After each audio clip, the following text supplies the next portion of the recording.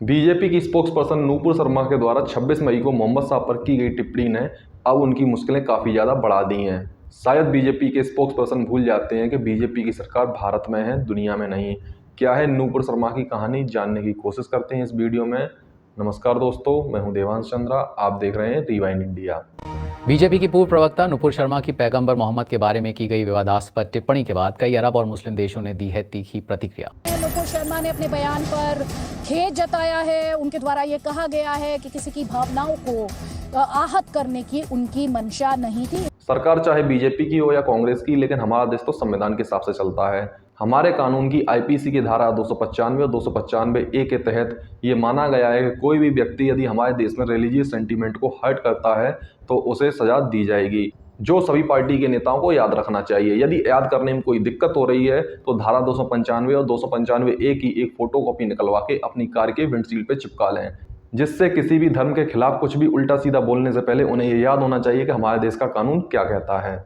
यदि आप सोच रहे हैं नूपुर शर्मा इकलौती ऐसी नेता जिन्होंने किसी धर्म के खिलाफ अभद्र टिप्पणी की है या गलत बयानबाजी की है, तो आप जान लीजिए ऐसा नहीं है। नूपुर शर्मा के अलावा और भी नेता भी हैं।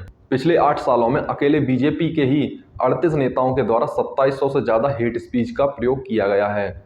रिसर्च करने के मामले में हमारा चैनल बहुत छोटा और नया है, इसलिए हम लोगों ने एशिया नेट की खबर का सहारा लिया है। इनकी खबर के अनुसार 2014 से मई 2022 तक बीजेपी नेताओं के द्वारा 5200 से ज़्यादा ऐसे बयान दिए गए हैं जो कि बेवजह थे, जबकि 2700 बयानों को संवेदनशील माना गया है। हमारे चैनल का उद्देश्य बीजेपी या किसी भी पार्टी के नेताओं को डिफेम करना नहीं है, लेकिन हमारा उद्देश्य है बीजेपी अपने नेताओं की क्लास ले और इन नेताओं को एक बेहतर भाषा बोलने का विकल्प दे। और नूपुर शर्मा के द्वारा दिए गए विवादित बयान के बाद इसका असर देखने को भी मिला है। बीजेपी के द्वारा अपने स्पोक्स पर्सन को बोलने के लिए एक गाइडलाइन जारी की है। इस गाइडलाइन के हिसाब से बीजेपी के ऑफिशियल स्पोक्स पर्सन ही अब टीवी डिबेट में हिस्सा ले सकेंगे। बीजेपी स्पोक्स पर्सन को किसी भी धर्म से संबंधित कोई भी टिप्पणी करने से साफ मना किया गया है। मैं तो ये जानना चाह रहा हूँ बीजेपी स्पोक्स पर्सन अब क्या बोलेंगे, तथा इनकी किताब से धर्म नाम का चैप्टर ही फाड़ दिया गया है।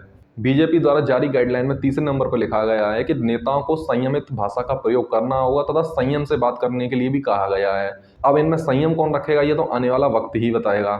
चौथे नंबर पर कहा गया है कि पार्टी की आइडियोलॉजी पर ही टिके रहना है तथा पार्टी की आइडियोलॉजी से हटकर कोई भी बात नहीं करनी है। और बीजेपी नेताओं से कहा गया है कि डिबेट में जाने से पहले डिबेट का टॉपिक पता होना चाहिए तथा उस टॉपिक की अच्छे से तैयारी होनी चाहिए।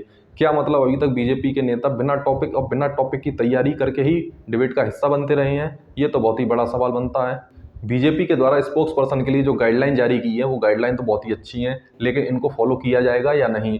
और उच्च पदों पर बैठे नेताओं का क्या, इतने सारे मुख्यमंत्रियों की भाषा का क्या, इस पर सवाल कौन करेगा? यदि ये कुछ भी अभद्र टिप्पणी करते हैं तो उनकी भाषा का संज्ञान कौन लेगा? लेकिन नूपुर शर्मा के द्वारा दिए गए बयान से क्या फर्क पड़ा है, इसके बारे में भी जानने की कोशिश करते हैं। नूपुर शर्मा के द्वारा दिए गए बयान के बाद कानपुर में दंगे देखने को मिले हैं और जगह जगह पर विरोध भी देखने को मिला है।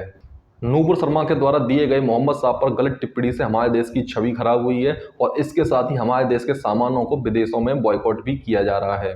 सोशल मीडिया पर भारतीय उत्पादों का बहिष्कार करने की मुहिम भी चल रही है। कतर और कुवैत में कई बड़े स्टोर से भारतीय उत्पाद हटाए जा रहे हैं। गल्फ कंट्री सऊदी अरब, ईरान, कतर और बहरीन के साथ साथ हमारे देश की अन्य देशों ने निंदा की है। साथ में नूपुर शर्मा की भी कड़ी निंदा की गई है। कतर और बहरीन ने हमारे देश के राजदूतों को तलब भी किया है, जो कि अंतर्राष्ट्रीय स्तर पर बहुत बड़ा स्टेप माना जाता है। मुस्लिम देशों के समूह ओआईसी के द्वारा कड़े शब्दों में निंदा की गई है तथा इसके साथ साथ दुनिया के ज़्यादातर देशों के द्वारा हमारे देश की निंदा ही की गई है, जिसे आप अपनी स्क्रीन पर देख भी सकते हैं। इन सब गलत बयानबाजी के चक्कर में किसका भला होगा ये तो आप खुद समझ सकते हैं, लेकिन हमारे देश का भला बिल्कुल भी नहीं हो सकता। हमारे चैनल का मानना है आप किसी धर्म को मानने वाले हों या ना हों, लेकिन आपको और हमें मिलकर सभी धर्मों की रिस्पेक्ट करनी चाहिए तथा उनको मानने वाले लोगों की भी रिस्पेक्ट करनी चाहिए। यदि हम कुछ भी उल्टा सीधा बोलते हैं तो हमारा देश कैसे विश्वगुरु बनेगा तथा हमारे देश की संस्कृति का क्या असर पड़ेगा, ये तो आप बेहतर जानते हैं। आशा करते हैं आपको वीडियो पसंद आया होगा। यदि वीडियो पसंद आया है तो चैनल को सब्सक्राइब करें, वीडियो को शेयर करें। धन्यवाद।